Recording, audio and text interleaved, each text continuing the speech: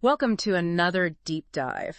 We've got some really interesting material on airway management this time. Oh, yeah.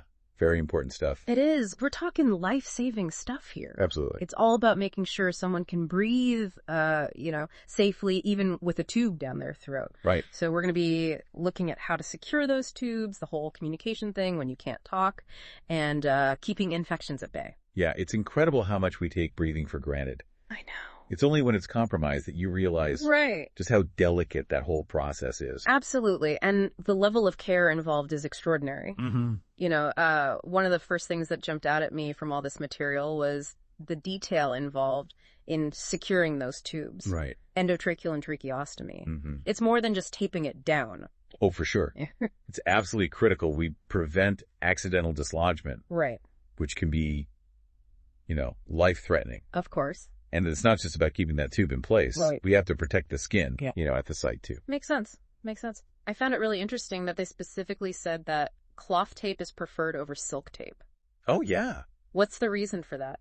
Well, it really comes down to the properties of the materials. Okay.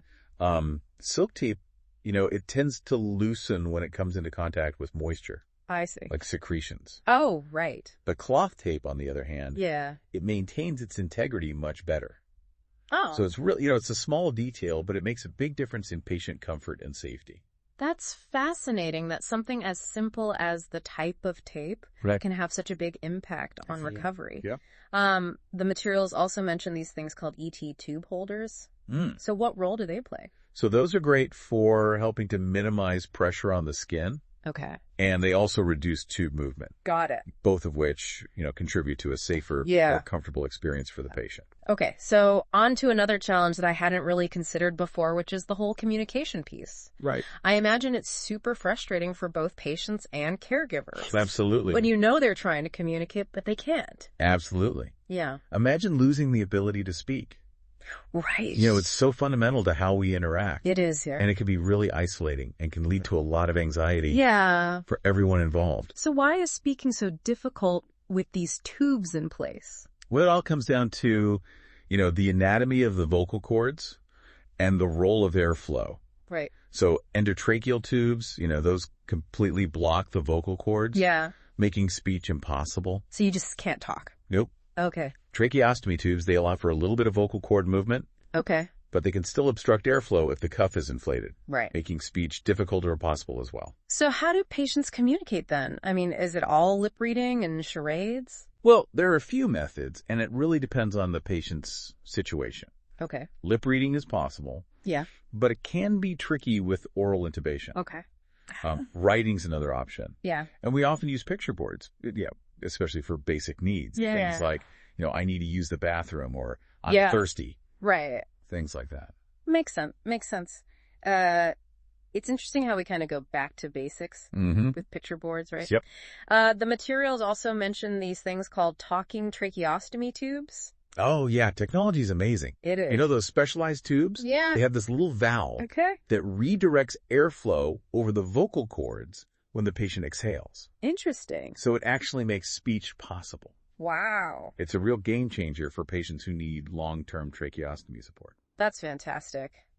What about for those who have a regular tracheostomy tube? Is there anything that can be done to help them speak?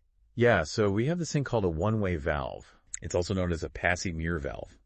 Oh. It's a very simple device, but it's really ingenious. Okay. It just sits on the tracheostomy tube. Yeah. And allows air in, but it directs it over the vocal cords when the patient exhales. Oh, excellent. So it's not perfect. Right. But it can make a huge difference in their ability to communicate. That's great. Onto a topic that I was completely unaware of before all this, which is humidification. So why is it so important when someone has an artificial airway? Well, basically those airways, they bypass the body's natural humidification system. Right. Which normally, warms and moistens the air that we breathe. Yeah, of course. So without adequate humidification, the secretions in the airway can thicken. Oh. Making breathing more difficult and increasing the risk of complications. So the sources we have recommend aiming for at least 30 milligrams of water vapor per liter of air. Okay. With the humidifier set between 32 and 35 degrees Celsius. Right. Which seems incredibly precise. But I guess there's a good reason for it. Oh, absolutely. Right. I mean, maintaining the right humidity and temperature is absolutely crucial for keeping those airways clear and functioning properly. And of course, we can't forget infection control, which I would imagine is particularly important. Absolutely. Patients with artificial airways are much more vulnerable to infections. Right. I mean, it makes sense, but why is that? What makes them so susceptible?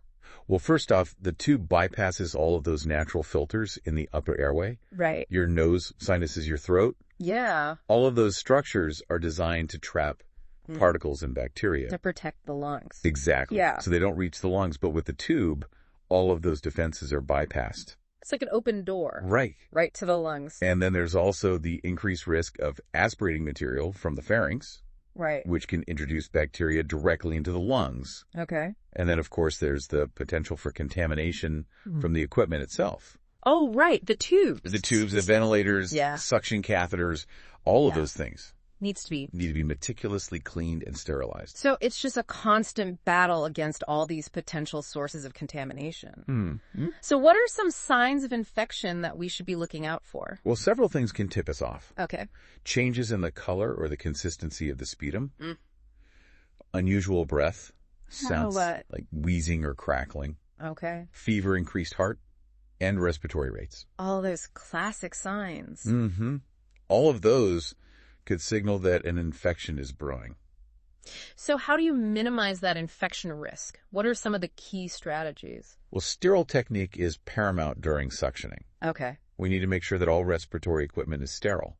Right. Or at least meticulously clean. Right. Yeah. And hand washing can't be emphasized enough. Right. You know, it's so fundamental to infection control. Yeah.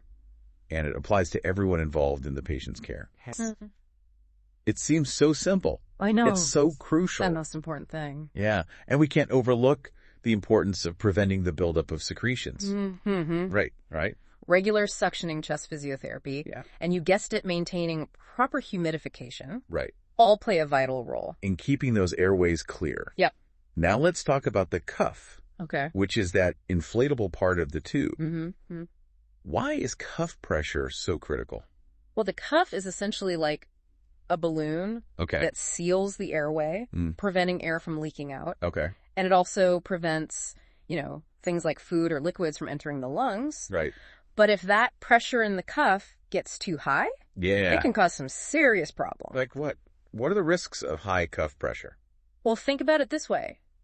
The trachea, where the tube sits, is surrounded by blood vessels. So if the pressure in the cuff is too high, it can compress those blood vessels. Oh, so it's cutting off the blood supply. Wow. And that can lead to tissue damage. Oh. Even death of the tissue. Okay. So it's a delicate balance. Right. We need enough pressure to seal the airway, but not so much that we compromise blood flow. Right. So the materials we have mention specific pressure thresholds for obstructing blood flow. So can you clarify that a little? Like what's considered too high? So here's the key takeaway. Pressures above 30 millimeters of mercury can obstruct arterial flow. Okay. Which carries oxygenated blood. Right. Above 20 millimeters of mercury, you risk obstructing venous flow. Okay. Which carries blood away from the tissues. I see. And even pressures above 5 millimeters of mercury can impact lymphatic flow. Which is important for fluid drainage. Wow. So even seemingly small increases in pressure can have pretty significant effects. So what's the target range then? We aim for a cuff pressure between 20 and 30 centimeters of water. Okay. And this range provides a good balance. It ensures a secure seal, but without jeopardizing tracheal capillary blood flow. Got it. Has the design of the cuff itself changed over time? Oh, definitely. Like, has technology impacted this aspect of airway management? Absolutely. Okay. So we used to use low-volume, high-pressure cuffs. Okay. But they were notorious for causing tracheal damage. No. Now the standard is high-volume, low-pressure cuffs. So what makes the high-volume cuffs better? Well, imagine pressing your thumb against a balloon versus pressing your whole hand against it. Right. The pressure is much more concentrated with your thumb. Right. So high-volume cuffs, they distribute the pressure more evenly. I see. Minimizing the risk of injury to the tracheal wall. Okay, so even if a high-volume cuff is overinflated, it's still less harmful than using a high-pressure cuff. That's correct. Overinflation is never ideal. Of course. But the risks are lower with high-volume cuffs. Okay. But it's really important to remember that overinflation, even with these cuffs, can still cause damage. So monitoring and adjusting that pressure is key. Absolutely. No matter what type of cuff is being used. We never take it for granted. And how do you actually measure and adjust that pressure? So we use a device called a manometer. Okay. It's a very simple tool that allows us to accurately measure the pressure in the cuff. Okay. And make adjustments as needed. So the main principle is just to use the lowest pressure necessary. Exactly. To effectively seal the airway. That's it. Now, aspiration. That's something that sounds incredibly dangerous. It is. Especially for patients who are breathing on their own. Yeah. So what are the main concerns there? Well, aspiration is a serious concern. Yeah. And you're right. It can happen even in patients who are breathing independently. So what is it exactly? What happens during aspiration? So essentially, it's when foreign material, like food or saliva, enters the airway. Okay. And travels down into the lungs. And why is that so dangerous? Well, think about the lungs as a sterile environment. Right. When foreign material, especially if it carries bacteria, enters that environment, it can cause serious infections like pneumonia. Oh, wow. Okay. So what are some strategies for preventing aspiration in patients with artificial airways? Well, maintaining the right cuff pressure is essential. Okay. We also perform swallow tests to assess the patient's ability to swallow safely. Okay. And if there's any concern about aspiration, we use suctioning techniques to clear any material that might have entered the airway. So you're constantly on high alert, looking for any signs of trouble and ready to intervene? You could say that we're constantly assessing and reassessing the patient's airway status. Yeah. Looking for any subtle signs of difficulty. Right. And adjusting our care plan accordingly. Does positioning play a role at all in minimizing that aspiration risk? Oh, absolutely. Elevating the head of the bed even slightly can make a big difference. So just tilting them back a little bit? It helps reduce the likelihood of material back flowing into the airway. That makes sense. Are there any other tricks of the trade for preventing aspiration? Well, we have a few. For example, we might use ulcer medications to maintain a normal pH in the stomach. Okay. Which can reduce the risk of aspiration pneumonia if stomach contents do enter the lungs. Okay. And in some cases, we might even place a feeding tube directly into the duodenum. Okay. Bypassing the stomach altogether. Wow. So you really tailored the approach to each patient's needs and their level of risk. Exactly. It's all about personalized care. Now, what happens when an endotracheal tube needs to be changed? Maybe because of a persistent leak? Or if the initial tube was too small? Right. Is it always a full-blown reintubation procedure? Not always. We have this great tool called an ET tube exchanger that can help in these situations. Oh, tell me more about that. Okay. Does it avoid the need for a complete reintubation? It does. So the ET tube exchanger is a flexible guide. Okay. That's inserted through the existing ET tube. Okay. So it acts as a bridge. I see. Allowing us to slide a new tube in alongside it. Okay. Once the new tube is securely in place. We remove the exchanger and the old tube. Okay. Leaving the fresh tube in the airway. So it's much less disruptive and traumatic for the patient? Exactly. Than a full reintubation. It minimizes discomfort and reduces the risk of complications. So speaking of things that we want to avoid, the materials highlighted some potential emergencies. Okay. Tube obstruction, cuff leaks, right, and accidental extubation. These seem like situations that every healthcare provider dreads. There are certainly scenarios we need to be prepared for. Yeah. Each one presents its own set of challenges. Right. And requires, quick thinking and action. So let's break those down one by one, starting with tube obstruction. That causes that. So there are several potential culprits. Okay. The tube could kink. Yeah. Or the patient could bite down on it. Right. Sometimes the cuff itself herniates, meaning it protrudes over the tube tip. I see. Blocking the airway. Got it. Or the tube orifice might end up pressed against the tracheal wall, obstructing airflow. Right. And, of course, mucus plugging is always a possibility. So it's like a detective story, trying to figure out what's causing the problem. Right. What signs would you look for?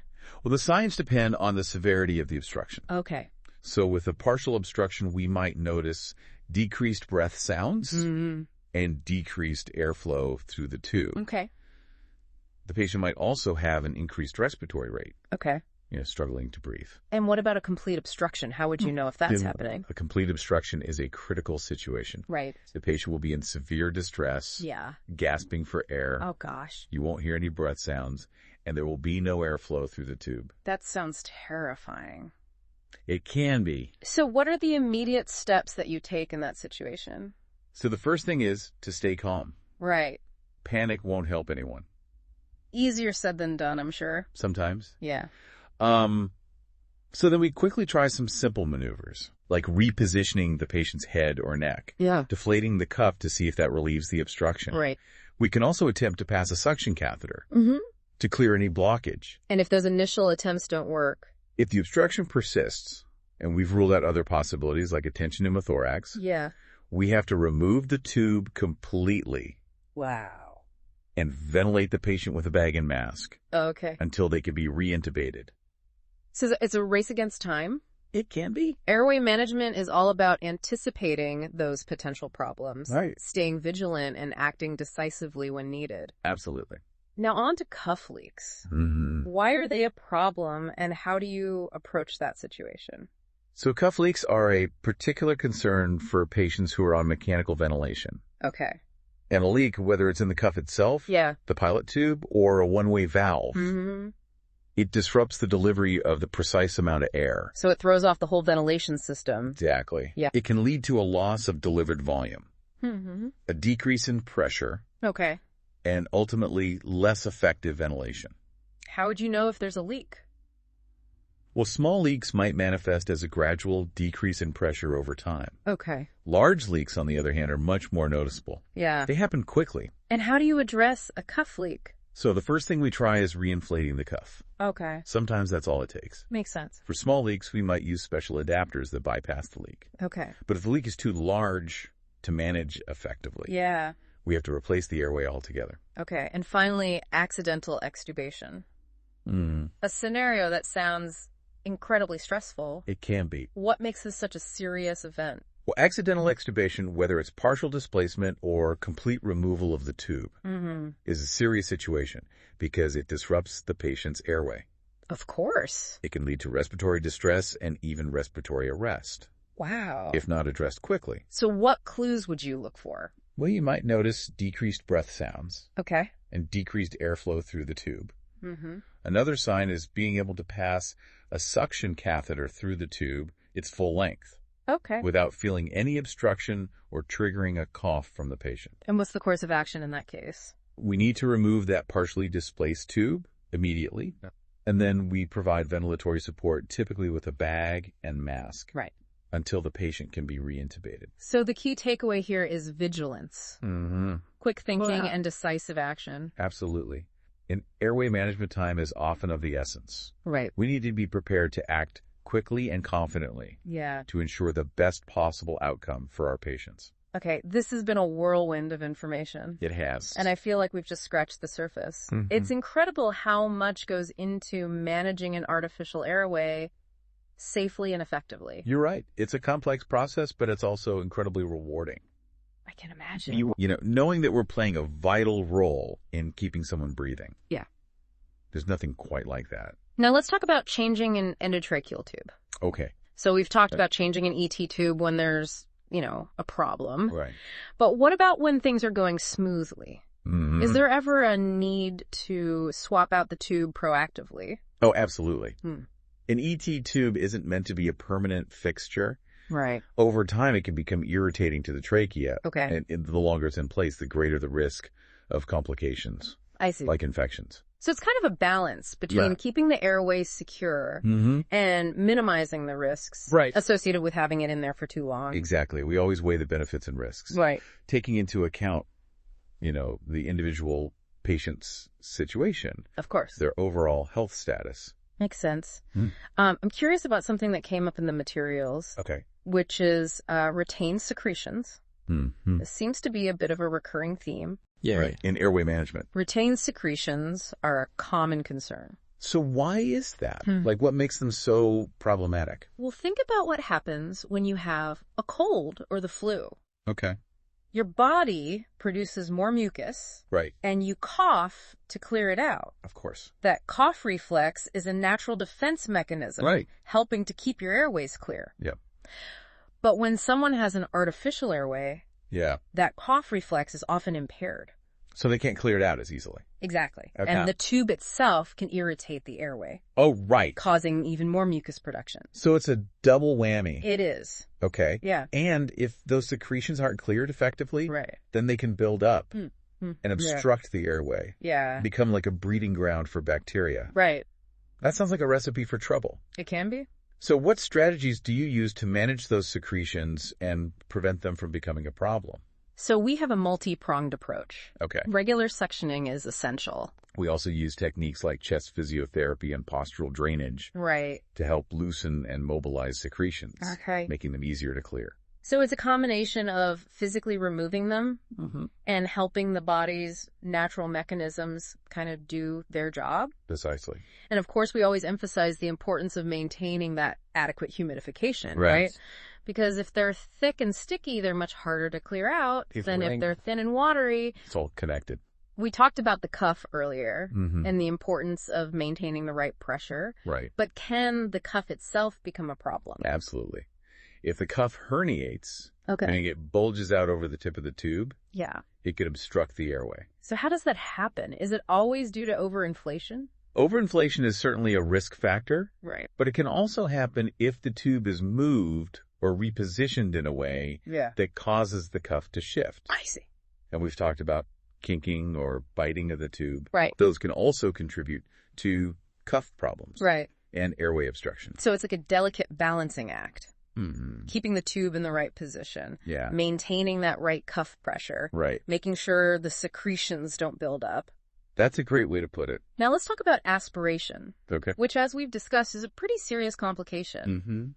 I kind of want to delve a little deeper into why it's so dangerous, especially for those patients who are breathing on their own. You're right to be concerned about aspiration. Yeah. It's a potentially life-threatening event. Right. And it can happen even in patients who aren't on mechanical ventilation. So what exactly happens during aspiration? So aspiration occurs when foreign material, whether it's food liquid or even saliva, enters the airway and travels down into the lungs. And the lungs are not designed to handle that. Exactly. The lungs are a sterile environment. Right. And they're very sensitive to foreign substances. When something that doesn't belong enters the lungs, it can trigger a strong inflammatory response. So it's not just the physical blockage. Right. It's the body's reaction to it. Precisely. Aspiration can lead to a range of complications. Yeah. From pneumonia and lung abscesses to respiratory failure and even death. That sounds serious. It is. So what are the key strategies for preventing aspiration, especially in patients who are breathing independently? Maintaining proper cuff inflation is critical. Okay. It helps create that seal that prevents material from entering the trachea. Yeah. We also perform swallow evaluations to assess the patient's ability to swallow safely. So if someone's having difficulty swallowing, they're at higher risk. Absolutely. Okay. And if we have concerns, we can implement strategies like thickening liquids. Okay. To make them easier to swallow. Right. Or modifying the patient's diet. Yeah. To avoid foods that are known to be aspiration risks. So you're constantly assessing or reassessing, looking for subtle signs that something might be off. We try to be proactive and anticipate potential problems before they escalate. Are there any other tricks of the trade when it comes to preventing aspiration? We have a few. Positioning is important. Okay. Elevating the head of the bed helps reduce the risk of material back flowing into the airway. Okay. We might also use medications that decrease the acidity of the stomach contents. Right. Which can minimize the risk of lung damage if aspiration does occur. So it's a multifaceted approach, combining careful assessment, strategic interventions, and constant monitoring. You got it. Aspirations is a serious complication. Yeah. But with careful management, we can significantly reduce the risk. The materials also mention the importance of ongoing assessment and monitoring. Why is that so crucial when it comes to airway management? Because things can change quickly. Right. A patient's airway status can fluctuate from hour to hour, even minute to minute. Right. So ongoing assessment allows us to detect subtle changes. Yeah. And intervene early. Right. Before a problem becomes a crisis. So it's about being constantly vigilant, looking for those subtle signs that something might be amiss. Exactly. What kind of things are you looking for specifically? We're monitoring the patient's vital signs. Their heart rate, respiratory rate, blood pressure, and oxygen saturation. Okay. We're listening to their breath sounds, looking for any signs of wheezing, crackling, or diminished air entry. Yeah. We're also checking the tube itself, Okay. making sure it's secure, the cuff is properly inflated, and there's no evidence of obstruction. You're also observing the patient's overall appearance and behavior, right? Absolutely. Are they restless, agitated, confused? Right. These can all be signs of hypoxia, Okay. which means the body isn't getting enough oxygen. So it's a holistic assessment, considering not just the airway itself, Right. but the patient as a whole. That's right. Airway management is about more than just tubes and ventilators. Yeah. It's about seeing the whole patient. Understanding their individual needs. Yeah. And providing compassionate, individualized care. Now, I know we've talked a lot about the technical aspects of airway management, but I'm kind of curious about the human side of things. Okay. What are some of the challenges you face when caring for patients with artificial airways? One of the biggest challenges is communication, Right. especially for patients who can't speak Yeah. because of their tracheostomy or endotracheal tube. Right. It can be incredibly frustrating for them I can imagine. to try to express their needs and feelings. Yeah. And it can be heartbreaking for us as caregivers Yeah. to witness that struggle. So I imagine it takes a lot of patience and creativity It to does. find ways to communicate. We use a variety of techniques, from simple writing pads and picture boards Yeah. to more sophisticated electronic communication devices. And what about the emotional toll? Mm, I mean, it must be difficult to see patients struggling to breathe. it's not easy. We're human. And we develop bonds with our patients. Right. We want them to get better. Of course. And it's hard to see them go through such a difficult experience. Yeah. But we also find a lot of fulfillment in our work, Yeah. knowing that we're making a difference, Yeah. that we're helping people breathe. Right. That's what keeps us going. So it's that balance Mhm. between empathy and detachment. You've hit the nail on the head. It's Yeah. a constant dance between those two extremes. Now, I'm curious about the history of airway management. Yeah. Has it always been this sophisticated? Not at all. Really? The techniques and equipment we use today Yeah. are the result of centuries of innovation and refinement. Wow, I had no idea. Yeah. What were some of the early methods? In the early days, things were much more rudimentary. Okay. The first tracheostomy tubes were made from simple materials like silver or rubber, Okay. and they were often inserted without anesthesia, Oh my gosh. which you can imagine was a rather unpleasant experience for the patient. I can't even imagine. Yeah. So how did we get from those early crude methods to the sophisticated techniques we have today? It's been a long and fascinating journey, I bet. driven by a constant quest for improvement. Yeah. Each generation of healthcare providers has built on the knowledge and experience of those who came before, Right. refining techniques, developing new tools, Yeah. pushing the boundaries of what's possible. So it's been a gradual evolution Mm-hmm. driven by necessity Mhm. and a desire to do better. Exactly. Now, we've talked about endotracheal tubes and tracheostomy tubes, Mm-hmm. but can you explain the key differences between the two? Okay. When would you use one over the other? So the main difference lies in how they're inserted. Okay. An endotracheal tube is inserted through the mouth or nose Okay. and threaded down into the trachea, Yeah. while a tracheostomy tube is inserted directly into the trachea through a surgical opening in the neck. So a tracheostomy tube is a more invasive procedure. It is. Okay. But it also offers some advantages, especially for long-term airway management. Right. What are some of those advantages? So tracheostomy tubes are generally more comfortable for patients, Okay.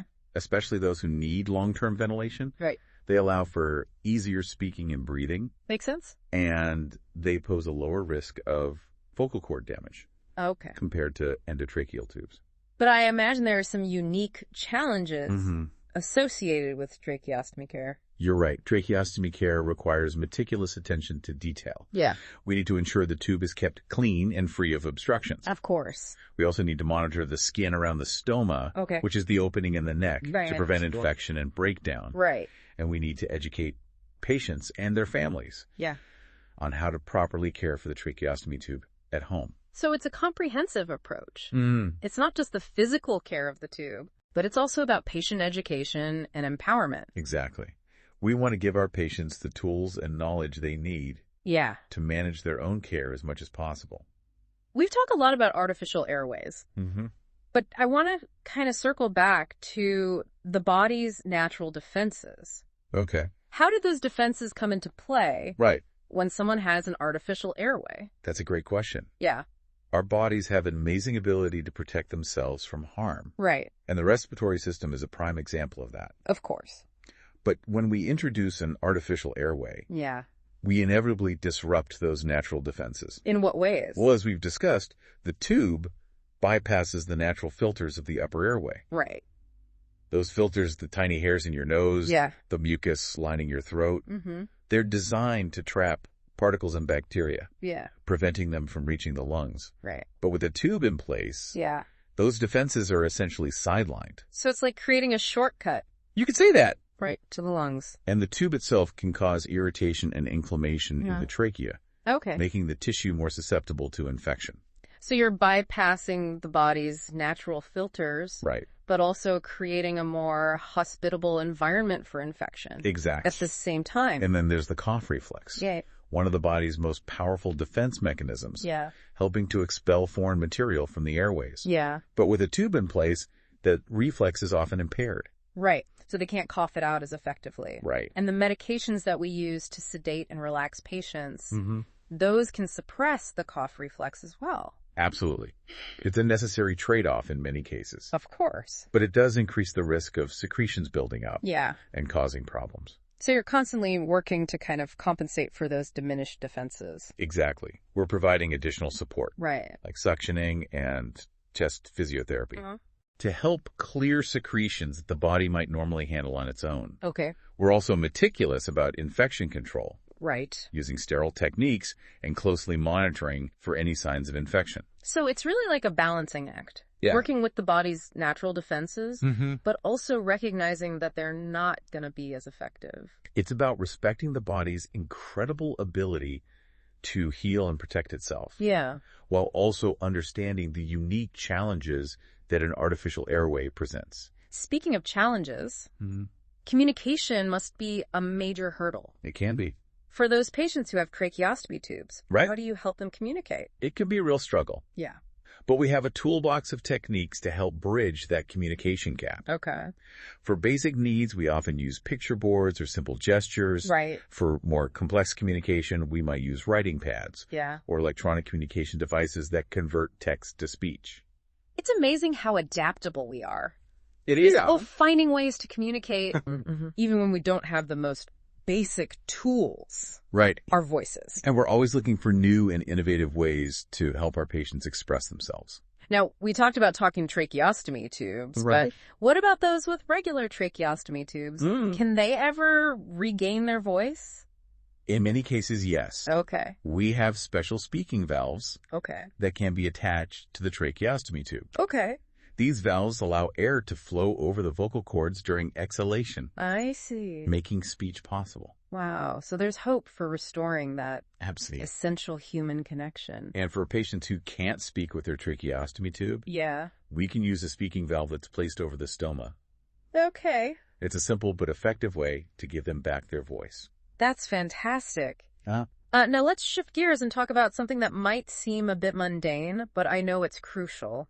Right. Cleaning and maintaining a tracheostomy tube. You're right. It's not the most glamorous aspect of airway management, but it's absolutely essential for preventing infection and complications. So how often does a tracheostomy tube need to be cleaned? The frequency of cleaning depends on the individual patient Okay. and the type of tube, Okay. but generally the inner cannula, Okay. which is the removable part of the tube, Yeah. should be cleaned at least once a day, Okay.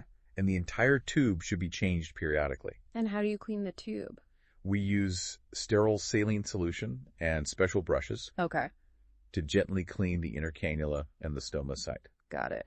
We also make sure to thoroughly dry the tube before reinserting it Okay. to prevent moisture from becoming a breeding ground for bacteria. What about changing the entire tube? Is that something that patients can do on their own? Changing the entire tube is a bit more involved. Okay. And it's usually done by a healthcare professional, at least initially. Okay. We remove the old tube, Yeah. clean the stoma site, Yeah. and then carefully insert the new tube, making sure it's properly positioned and secured.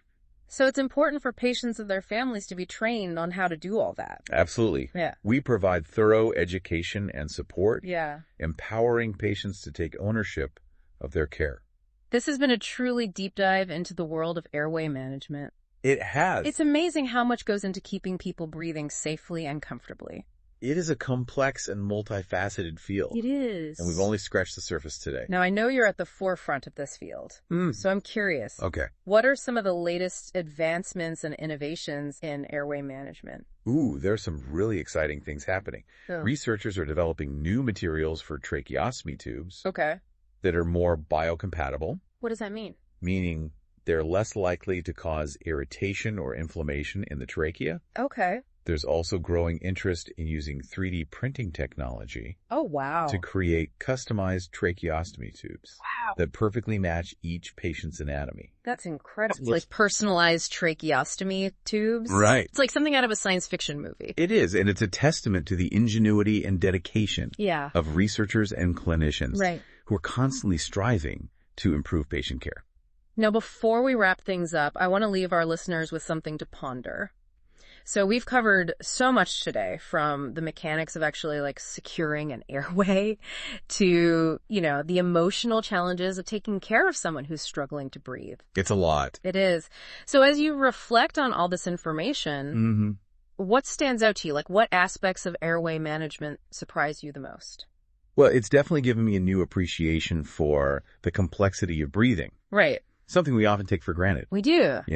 But it relies on such a delicate interplay of anatomy, physiology. Yeah. And in these cases, precise medical intervention. It's a reminder that even the simplest act, breathing, is a marvel of biological engineering. It is. And when that system's compromised, it requires an incredible level of expertise. Absolutely. To restore it and maintain that vital function.